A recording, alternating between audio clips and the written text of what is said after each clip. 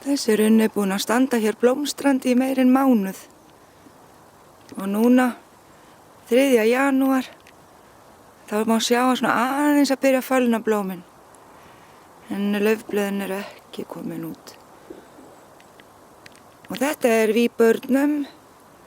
Viburnum botanensis. Og er mjög vinsæll í ræktun því að hann stendur í blóma svo lengi og er þakinn blómum.